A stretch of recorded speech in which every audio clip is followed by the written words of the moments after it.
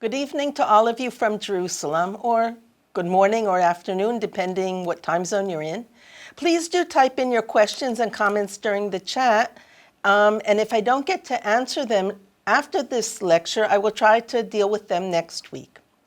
In this four-part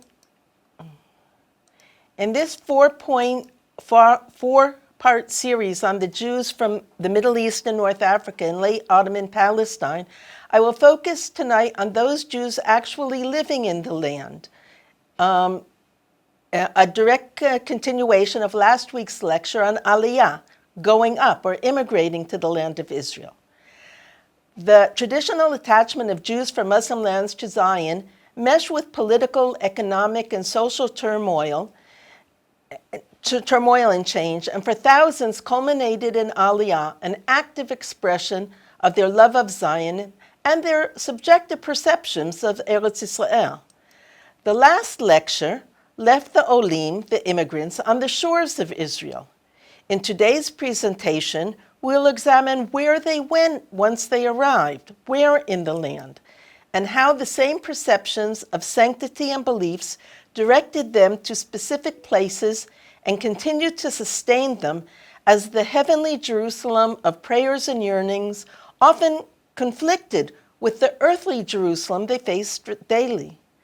Jerusalem was a symbol of all Israel, so although they may have gone up to Jerusalem, they may have actually settled in Tzfat or Tiberias, or even the port towns of Haifa or Jaffa.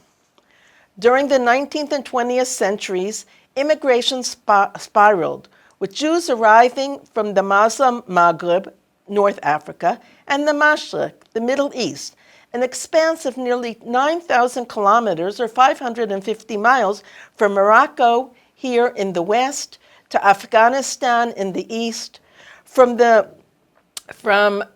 Georgia and Bukhara in the southern provinces of Russia to Yemen in the south. These Jews, with their own customs, languages, and religious traditions, were joined the Sephardi community with whom they shared certain traditions, vis-a-vis the Ashkenazim, who at any rate had very little power, although their numbers were growing also. The traditional political, economic, and religious leadership of Sephardi Jews in Eretz Yisrael was clearly in the hands of the Ladino-speaking elite who had immigrated from Turkey and the Balkans. However, the rabbinic and lay leaders had to cope with new challenges of the growing and diversified population, together with the political and economic transformations taking place in 19th century Ottoman Empire and processes of modernity in the Jewish world and beyond. The leaders of the official Sephardic Community Council, Vad Adat Svaradim, among them Chaim Valero here pictured, controlled the financial matters of the community, receiving funds via taxation, direct donations, and monies collected by the Shadarim, the community's emissaries abroad. It maintained communal property, paid taxes to the Ottoman authorities, as well as bakshish, gifts or bribes, and supported the poor and destitute according to their traditions.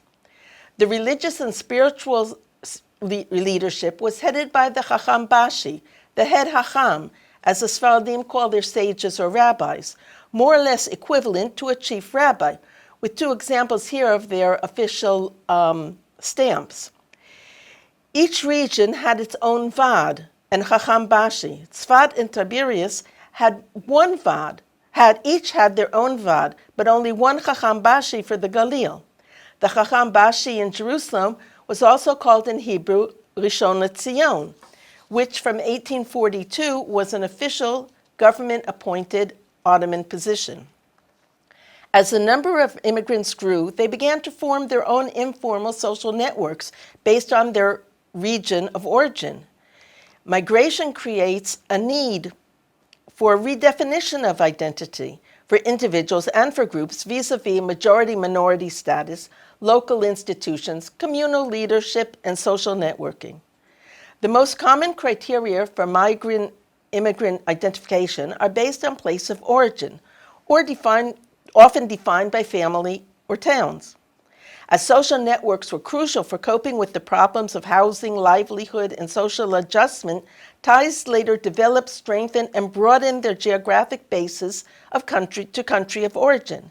In North Africa, for example, there was no Maghreban or even Morocco or Algerian Jewish identity, as no broad concept based on country existed in pre-colonial times. Upon arrival in the Holy Land, their relatively common heritage differentiated them from the Sephardic majority, and a new amalgamated identity was formed, that of Maravim, Western, Mughrabim.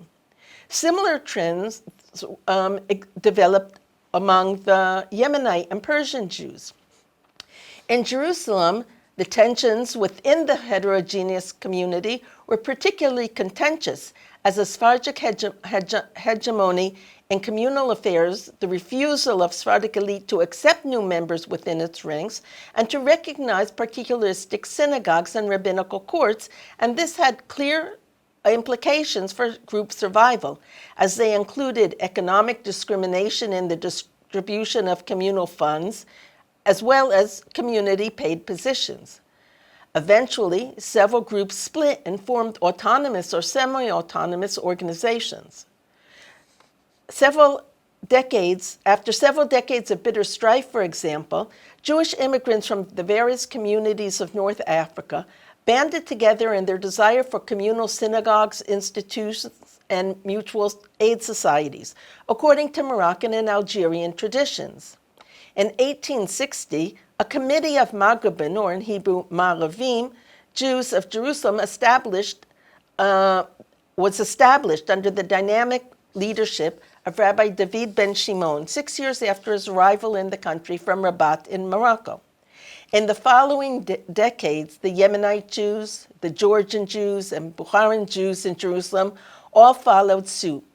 In contrast, in Tiberias, Tzfat, and smaller towns, a single Sephardic communal framework was maintained, with North African and Middle Eastern communal leaders serving in various capacities.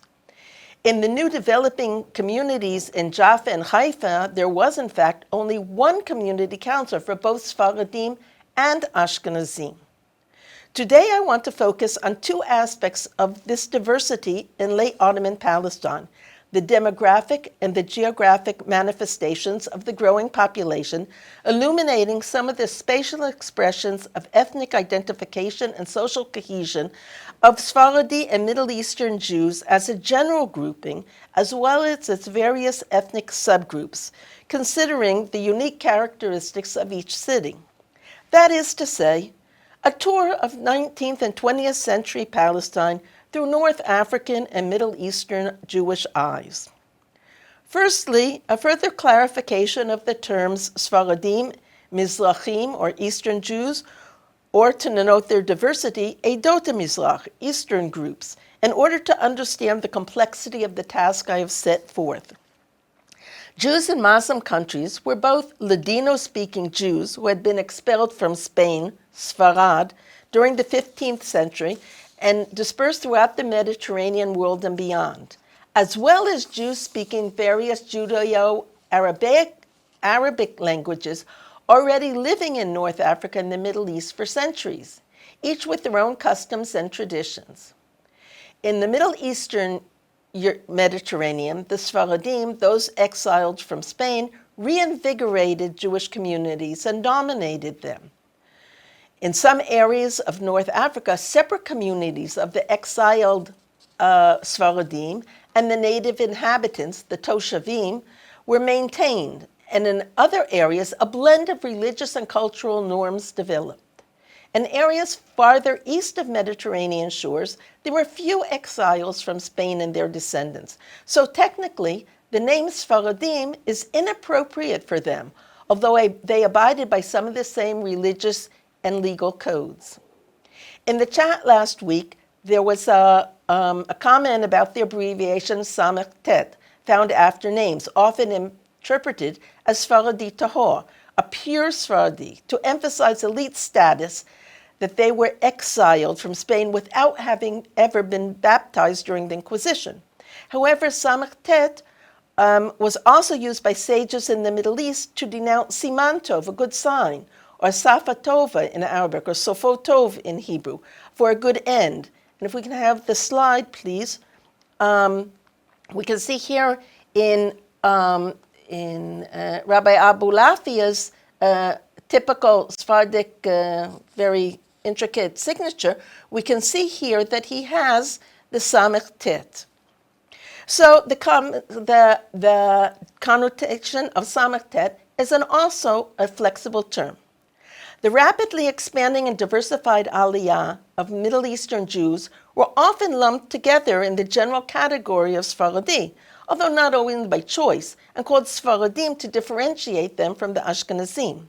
Travelers and representatives from abroad all referred to the two main divisions of Jews in Eretz Yisrael, Ashkenazim and Svaradim, distinguished by communal organization and religious traditions, although each group is far from homogeneous. Among those called Svaradim, travelers' accounts, journalistic descriptions, and census lists know anywhere from between 2 to 20 subdivisions. The most frequent being the Maravim, or Mugrabim from North Africa, Gorjim, or Georgian Jews, Yemenite, Persia, today's Iran, Bukharim from the area of today's Uzbekistan. In addition, some mention Syrian Jews, with distinguishing between those from Damascus and those from Halab or Aleppo, Orphalim from Orpha in southeastern Turkey, Jews from Kurdistan in the Turkish-Iraqi border areas, from Afghanistan, Kafkaz, Dagestani Jews, also known as the Mountain Jews, from southern Russia. This diversity, lack of uniformity, and confusion in the terminology used for these different groups makes it extremely problematic to deal with the demographics of Svaradim in Palestine. As for numbers, as noted last week, we really have no idea how many Jews actually immigrated to Palestine in the 19th and early 20th century. We do, however, have a variety of population figures for the Jews in Israel based on general estimates made by Jews and non-Jews, many of them travelers, missionaries, representatives of European philanthropic organizations, foreign consuls, or members of research expeditions, all short-term residents with varying knowledge of the Jewish communities, and each with their own political and religious agendas. Many figures are more guesstimates than facts. Some note the number of households or don't mail, but it's quite unclear what the multiple should be for the overall population. 3 to a family, 5, 7, and the resulting figures vary widely. Each estimate is also only a snapshot of one instance in time, in one place, and depends on perspective. At the beginning of the 19th century, there were perhaps 5,000 Jews in the country. 50 years later, the population had increased threefold to about 15,000 in 1850. By 1900, about 56,000 Jews, and at the end of the Ottoman period and the outbreak of World War I, only 14 years later, the general accepted figure is 85,000. Most research deals with only one city or town, as well as estimates for each locale for different years.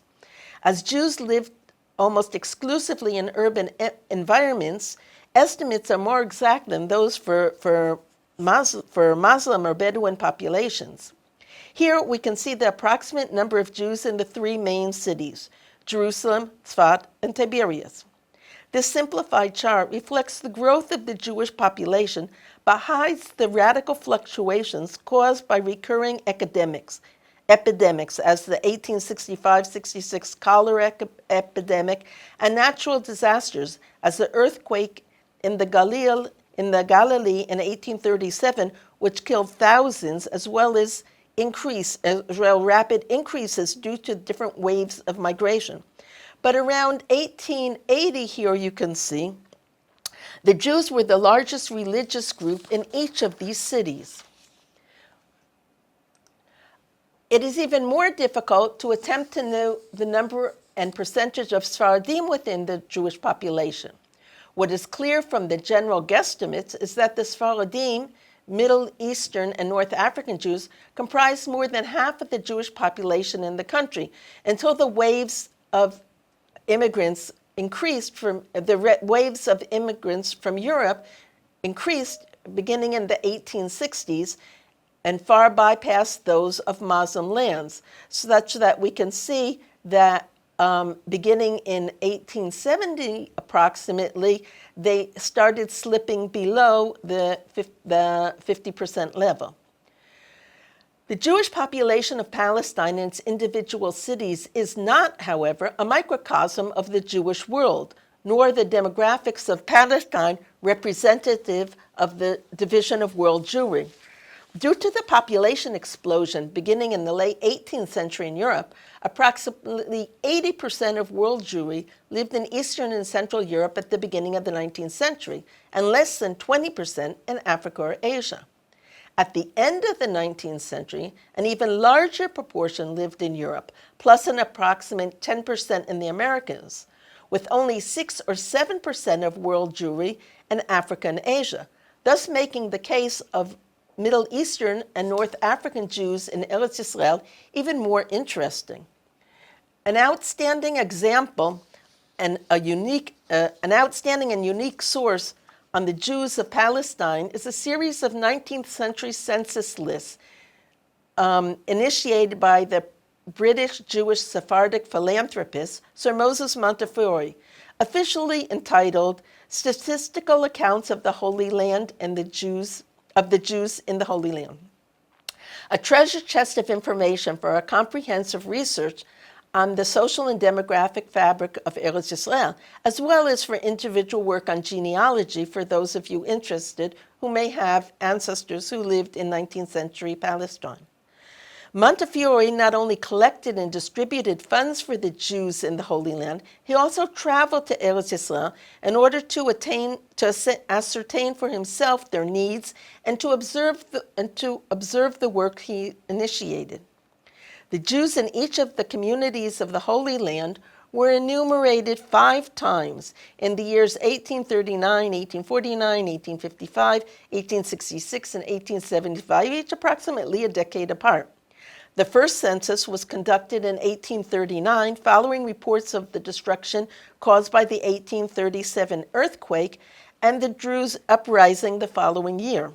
The 1855 census parallels severe deterioration in the economy and the security of the country caused in part by the Crimean War.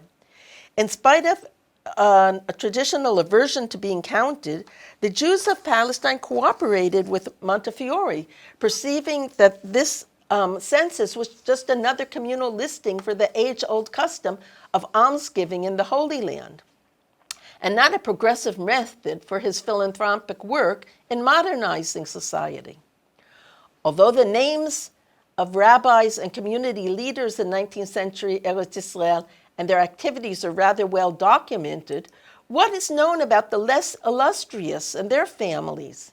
These censuses are one of the most fascinating sources and one of the few windows on the regular people, the women, the children, the working men, as well as the leaders, the poor, as well as those with means, although very few in the Jewish Yishuv, or the Jewish settlement in Israel, could be called rich.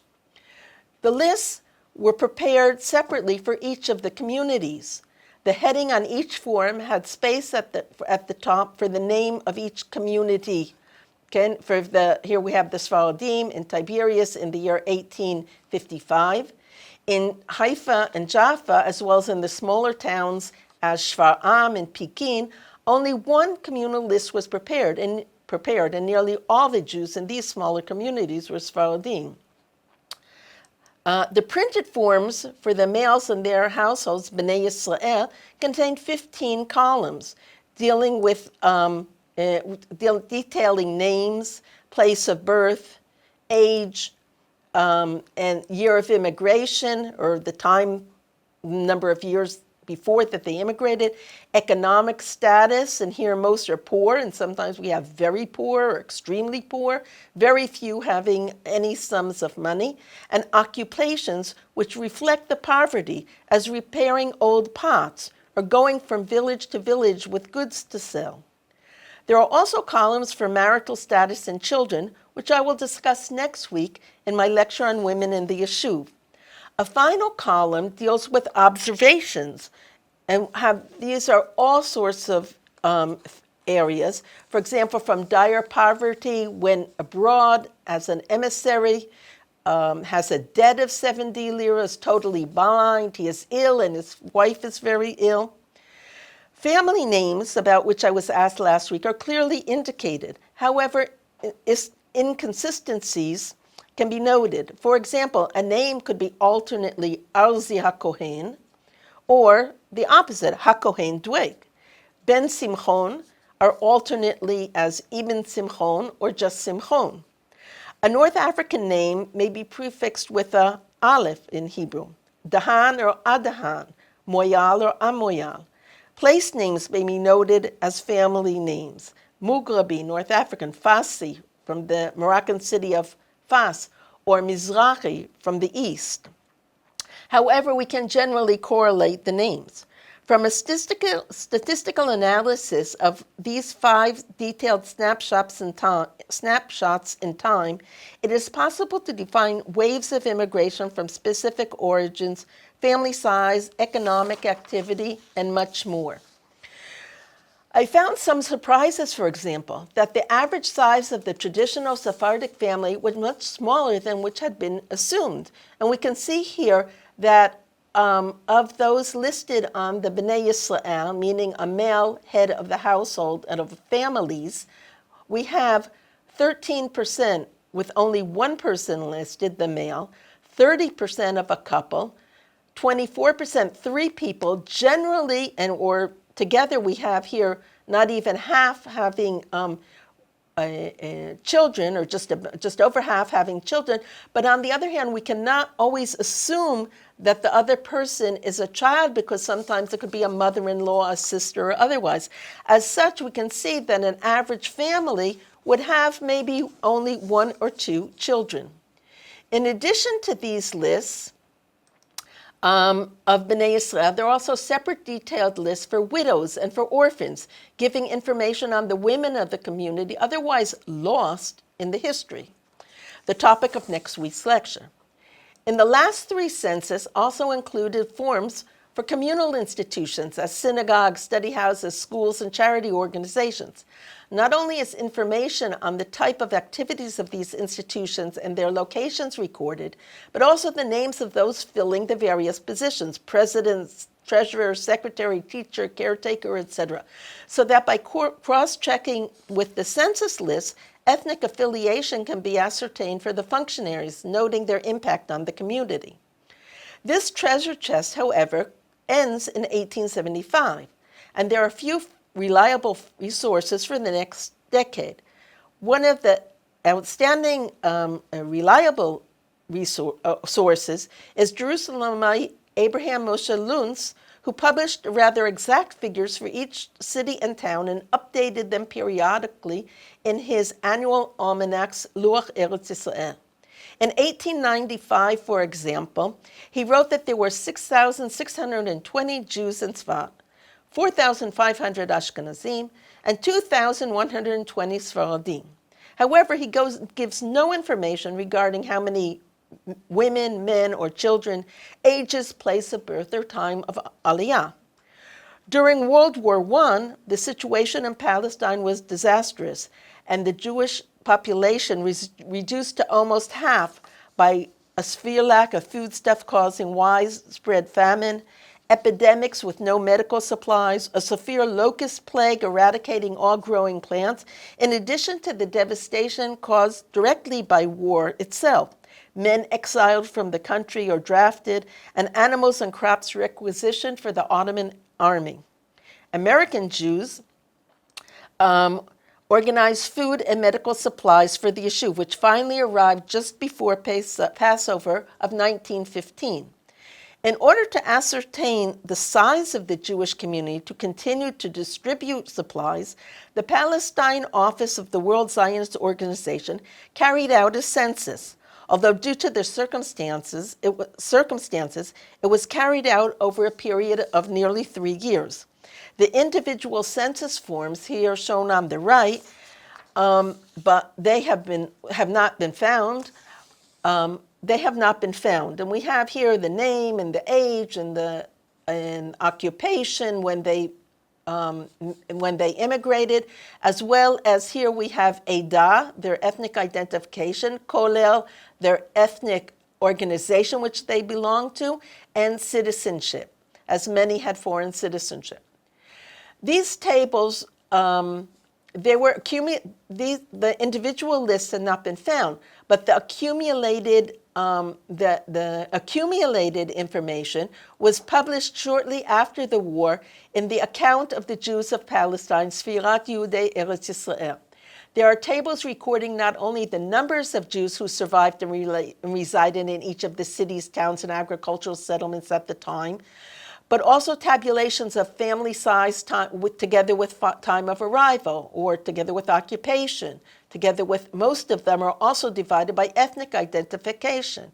Here at the bottom of the form, we can see this information I've been able to map out, and we will see on the slides to come.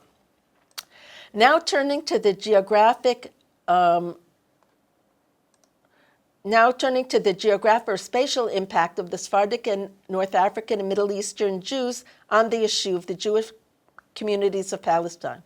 We will now look at each city, beginning with the traditional holy cities of Jerusalem, Tzfat, Tiberias, and Hebron in the interior of the country, and then at the coastal cities in the developing ports of Jaffa and Haifa, and a word or two about the traditional entrance to the country in Akko or Acre.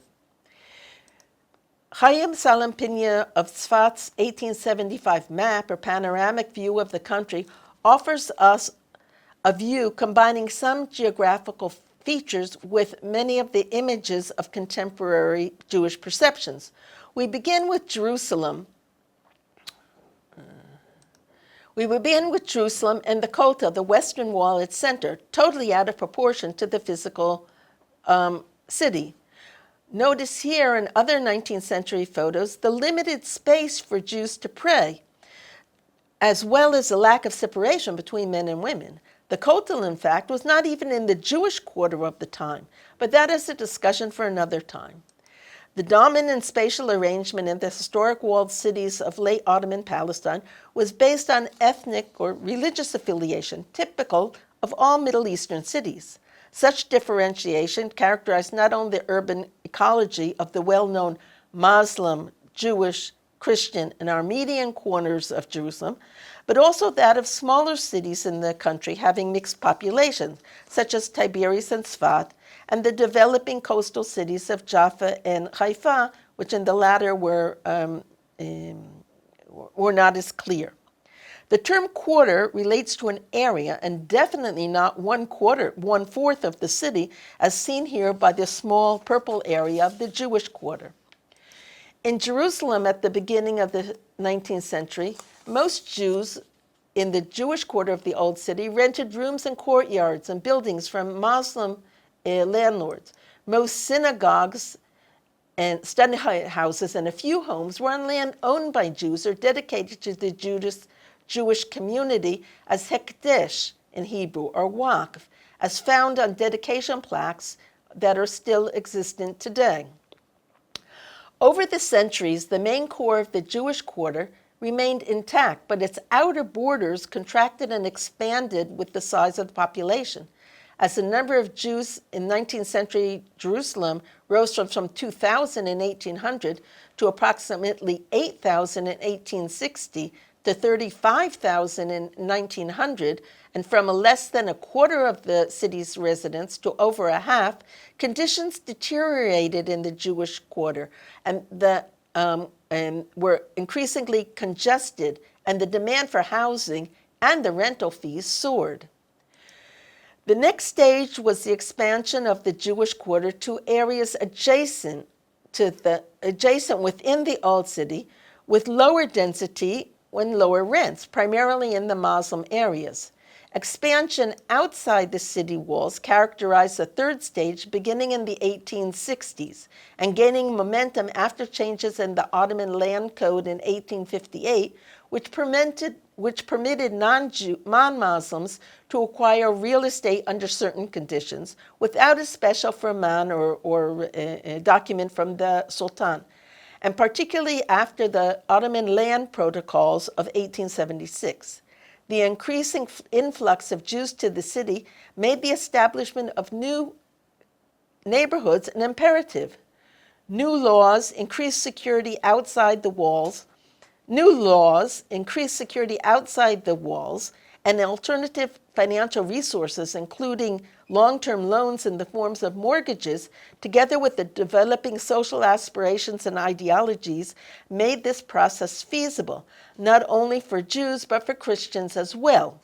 And we can see here that the purple continues to denote the Jews, the pink, the Muslim, which had less area, and the sort of beige orange, the Christian areas. Although the spatial development of late Ottoman Jerusalem was spontaneous with no overall planning or coordination between those involved in building, efforts were made to locate new neighborhoods adjacent to existing ones, thus creating the contiguous areas of settlement. So we can see often that they tried to have Jewish areas near other Jewish areas, but this was not always possible. As such, the traditional Middle Eastern urban patterns of distinctive ethnic quarters continued, and new ethnic enclaves developed in the expanding city. When discussing the Jews of 19th century Palestine in general, and those of Jerusalem in particular, poverty is the key word. Such circumstances had two contradictory effects on immigrant housing. On the one hand, in-group assistance created informal enclaves as family and members of their communities of origin helped newcomers in the city, assisting them with accommodations within their own courtyards or nearby, similar to the European Landsmannschaft in Lower East Side of New York. On the other hand, economic circumstances did not really allow for a choice of residence. Although Jews of similar background may have wished to live in proximity to those of his subgroup, it was not always economically feasible. As a result, within the city walls, in Jerusalem's Old City, a fairly high degree of residential mixing was common, at least among Sephardic Jews, as attested by the 1875 Montefiore census of the Jews, organized by courtyards and not alphabetically or by synagogue. Outside the city walls, the new area of settlement allowed for greater possibility of ethnospatial differentiation and diversification. That being said, ethnic differentiation between the neighborhoods was not an exclusive tendency. It was not ethnic segregation of the population. The desirability of geographic proximity by ethnic affiliation was, as noted, mitigated by economic forces, both the financial resources of the individuals and the land available, and a mixing of the groups was nevertheless a common feature. In Jerusalem, here we see one of the Yemenite neighborhoods founded towards the end of the century. In Jerusalem, the largest center of Jewish population, the data of the World War I census I noted previously was most detailed in terms of neighborhood. Here, nearly 100 neighborhoods outside the city walls form listed, together as well as ethnic affiliation here across with Ashkenazim, 8 different categories of the general Sephardic population, as well as Karaites and those who didn't note their ethnic identification. This allows for the identification of spatial concentrations of various subgroups, as well as to map their distribution within the city at large. Here, on a map of the Jewish neighborhoods established prior to World War I, one can discern certain clusters. If you can see the names, for technical reasons, I have only the Hebrew map, but the idea is visually clear. The size of the circle represents the number of residents in 1916, and the density of black dots represent the concentration of Sephardi and Middle Eastern Jews. the general direction of the general direction of Jewish development was west and northwest, with a few initiatives both in the north and south. Neighborhoods south of Jaffa Street, which is the same Jaffa Street today, were predominantly Sephardi or Middle Eastern neighborhoods, and north were predominantly Ashkenazi Jews, although both areas have mixed populations. The North African Jews were the first of Jerusalem's Jews to initiate a neighborhood outside the city walls in 1867, Machaneh Yisrael. Several years after the first Jewish neighborhood, Mishkanot Sha'ananim, which was established in 1860 at the initiative of Sir Moses Montefiore. Both neighborhoods were primarily, but not exclusively, for poor Jews as a solution for their housing problems. And here we can see some of the views of Machaneh Yisrael and what they look like today. Again, only 30 years ago, and today most of the original buildings have been destroyed. Nearly 83% of all Sephardi and Middle Eastern Jews in Jerusalem resided in areas of Sephardic concentration, and we can see this along the south of Jaffa Road. The highest level of ethnic concentrations of Middle Eastern Jews could be found among Persian Jews, here noted in brown, and also those from Aleppo, Halabi Jews, noted in green. Approximately 95% of these Jews lived in non-Ashkenazi neighborhoods, and largely their own neighborhoods. 52% of all Persians in the city, in fact, lived in the neighborhood of Neve Shalom alone. Nearly two-thirds of all Halabis or Aleppins in the city lived in three areas equally divided between Nachalat Zion, the Bukharan quarter, and the neighborhoods outside Damascus Gate, and you can see that they are not at all contiguous. The Yemenites, here noted in red, were dispersed throughout the city, although they were the clearly defined Yemenite neighborhoods, where over 80% of the inhabitants were Yemenite. Although ethnic enclaves were formed, economics still dictated housing options, and most Sephardi and Middle Eastern Jews had mixed populations, although not Ashkenazi. 20 years after its formation, after its establishment, Rehovot, the Bukharian quarter neighborhood, nearly 3/4 of all Bukharan Jews lived in this neighborhood. However, they comprised only 40% of its residents.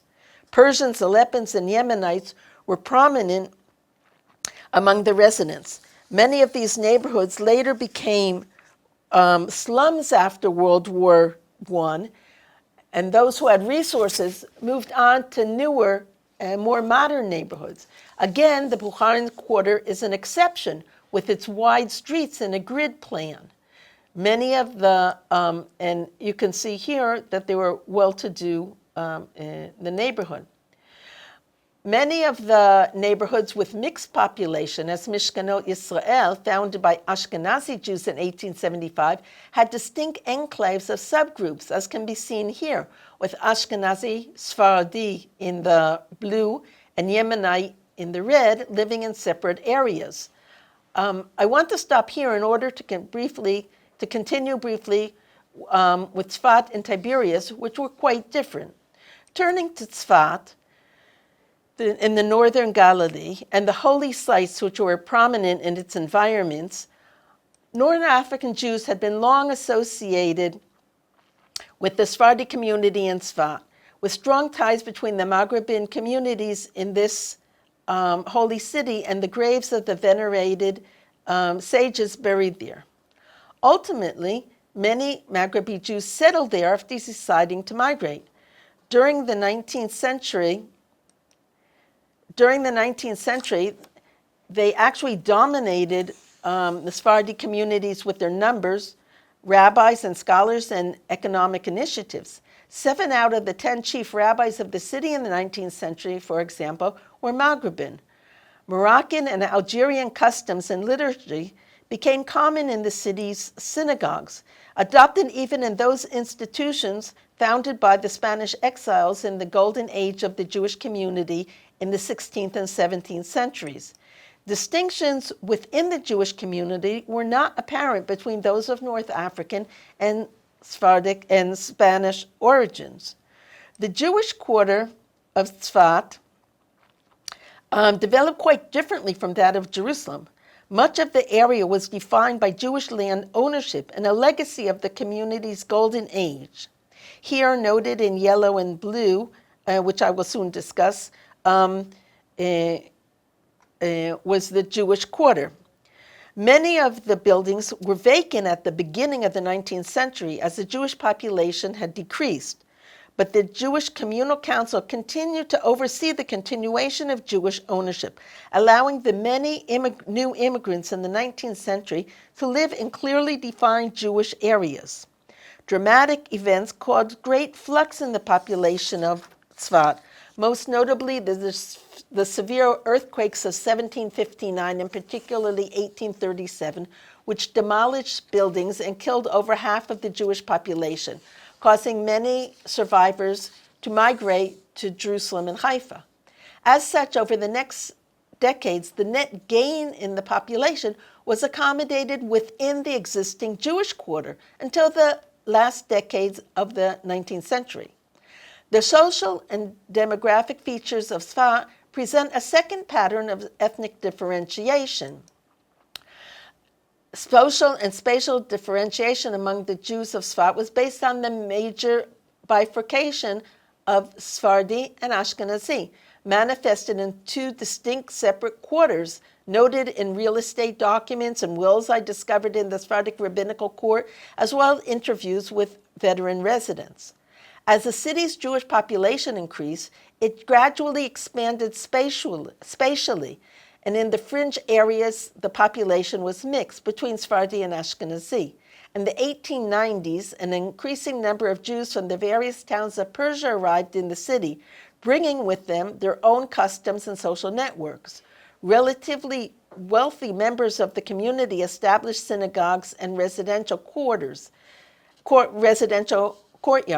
and poor Persian Jews lived in close proximity. At the turn of the century, here noted in a red circle, a distinguished Persian quarter was formed on the western edges of the Sephardi quarter, around the synagogue and residential compound of the Mizrahi family. In Tzfat, the rich lived adjacent to the poor in the Sephardi quarter, but quite separate from their Ashkenazi brethren. Now to turn to Tiberias. In Tiberias, the top positions of leadership and social elite were clearly in the hands of the Abulafia family, who migrated there from Turkey in the mid-18th century, assisted by the El Khadif family and others from Turkey and Rhodes. However, North African and Middle Eastern Jews enjoyed maximum participation and cooperation in communal affairs and leadership in synagogues, study houses, and organizations. As the number of Jews increased and the population diversified, subgroups consolidated and particularistic synagogues and batei midrash, study houses based on city or regional customs, were established. However, in contrast to the situation in Jerusalem, in Tiberias, this process had the full communal agreement, as more institutions were needed to accommodate the growing population. Distinct boundaries of the Jewish quarter recorded in the area were recorded. First, the area here of the Jewish quarter, the area that was acquired or given in 1742 by invitation of Dar al-Omo, the local ruler in the northern part of the country. Here indicated by the thin red line in noted Jewish quarter. In 1805, an additional area north of the former area was bought by his grandson, and here defined by the broken line. However, Tiberias differed significantly from Jerusalem and Tzfat. Not only Jews lived in these areas, but Muslims as well. In the last third of the 19th century, the Jewish quarter again expanded due to the growing population. However, this time gradually and spontaneously, first in low-density, low-cost areas near the central market, and later towards the southern wall. This process I was able to map by locating synagogues in the city and their ethnic identification, which I did for Tzfat. However, Tiberias differed significantly from Jerusalem and Tzfat. The spatial integration of Jewish ethnic groups in the residential areas is evident in contracts for the transfer of property. And again, the Montefiore census allows one to make the ethnic identification, and in oral documentation collected from Tiberias old-timers. All bear witness to the maximum mixing between Jews, between both the various Middle Eastern and Sephardi groups and between them and the Ashkenazi Jews of the city. In fact, Tiberias Muslims also lived in the defined Jewish spaces, a situation not common in other cities. Oral testimony surprised me with evidence later corroborated that the Jews and Arabs actually lived in the same courtyards. However, economic factors directed the Jewish expansion in Tiberias. Here, separate enclaves of relative prosperity and poverty can be mapped. The relatively affluent families lived in this northern section. In proximity with Jews, in the north, well-to-do Muslims lived in the area with proximity to Jews of equal economic resources. Similarly, poor Jews lived in the southern area together with the poor Muslims. A complex developed around the area of attributed to the grave of Rabbi Meir Baal Hanes, then and now. Also played a significant part in the city's life, praying at the grave, as well as in the yeshiva there and in festivities held, as they did in Rabbi Shimon Bar Yochai in Meron, and was significant for the Jews in Tzfat. And here I will just quickly have a few sentences about Hebron. And there were only a few hundred Jews living in Hebron during the 19th century, mainly Svaradim, which increased to about over 1,000, 1,500 at the end of the century, after which, again, the population dwindled. Throughout the century, over 60% were Svaradim, many born in Palestine and in Hebron itself. The limited size of the population did not allow for spatial differentiation within the small Jewish quarter and can be attested to by the various dedication plaques. And we go quickly to the coastal towns of Acre, Haifa, and Jaffa. Again, in the interest of time, I will skip Haifa and its Jewish quarters to give our final minutes to Jaffa. In 1800, there was almost no Jewish community in Jaffa, and only a few Jews lived there to accommodate the immigrants and Jewish travelers arriving in the port. The Jewish community was under the aegis of the Sephardic community of the Sephardic Council of Jerusalem and had no authority in its own right. However, from the 1830s on, with increasing importance of the port and its economic opportunities, the Jewish community grew rapidly.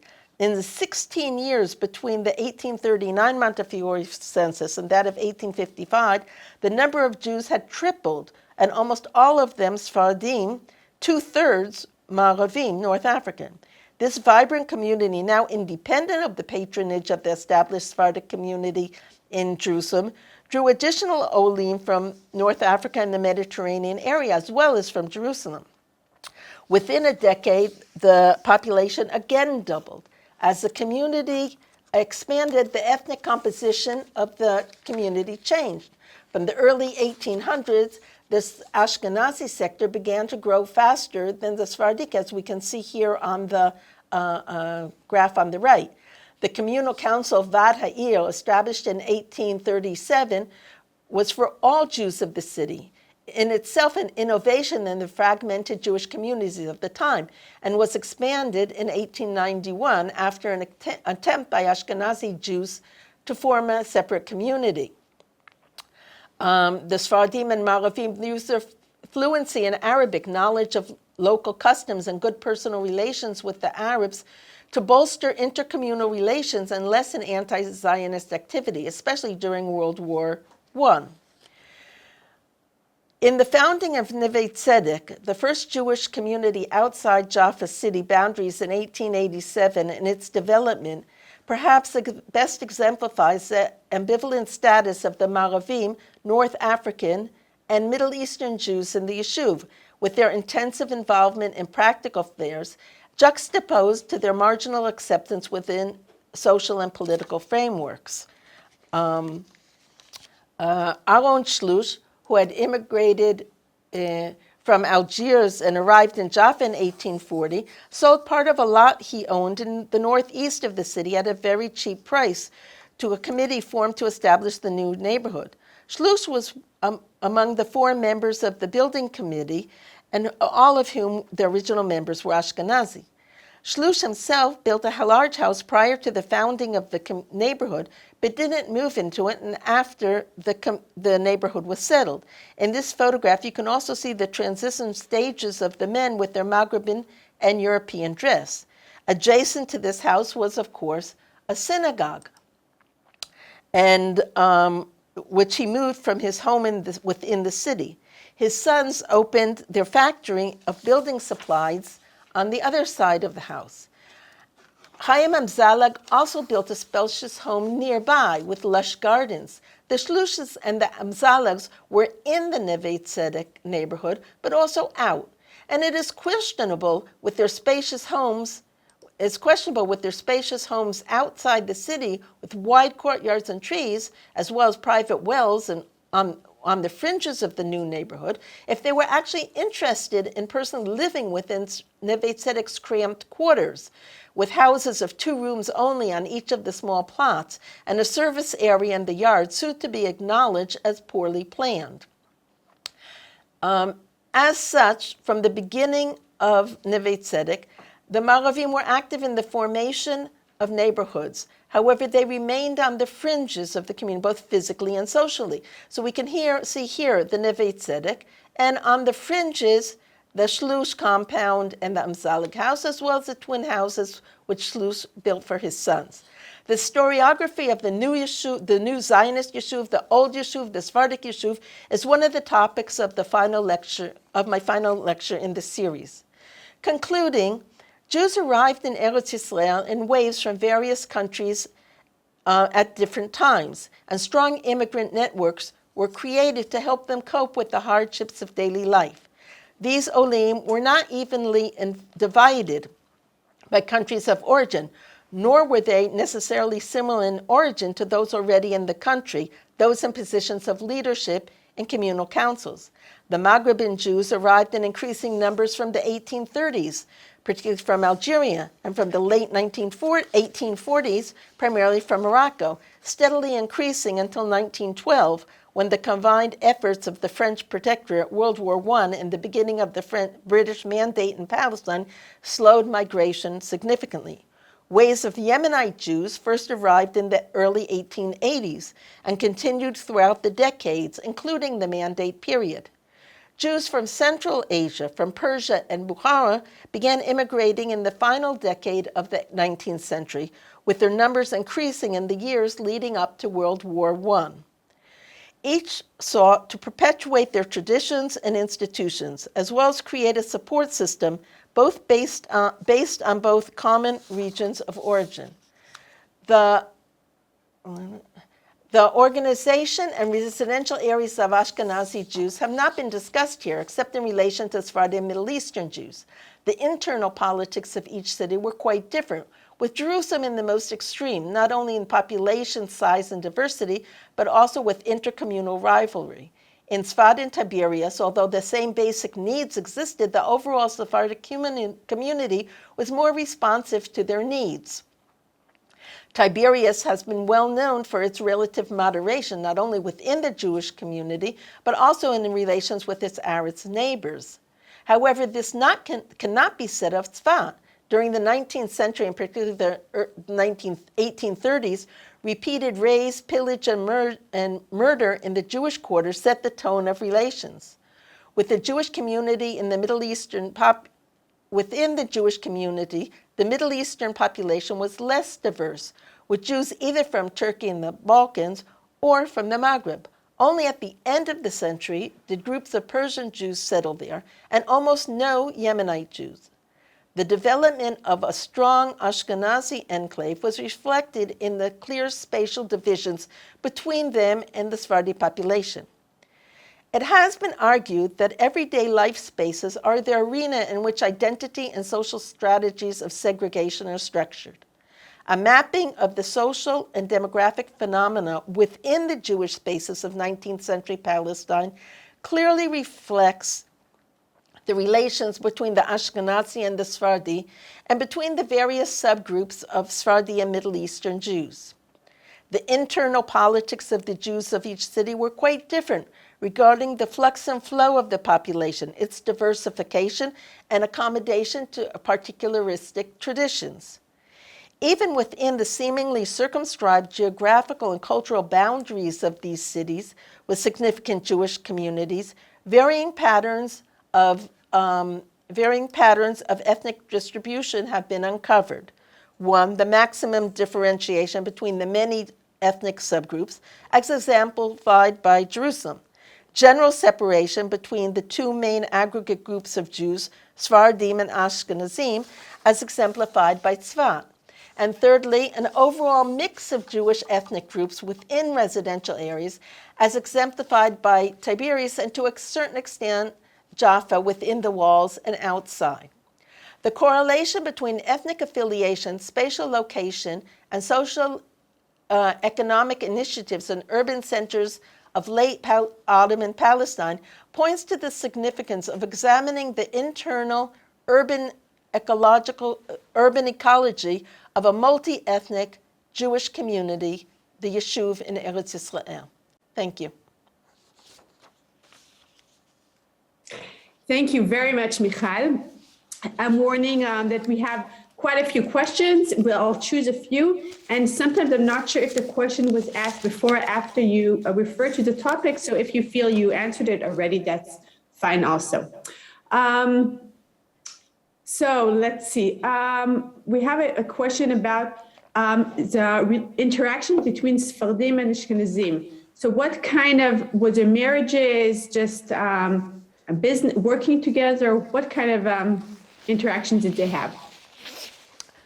There was quite a bit of interaction, certainly in economic fields, in the economic areas that they were in the market together. What is very interesting is I interviewed maybe 80 old-timers in all of the cities, and all of them said, my family was the only one that somebody married an Ashkenazi, okay? So actually, although maybe it wasn't tremendously spoken about, there were a great many examples of intermarriage, as it would be.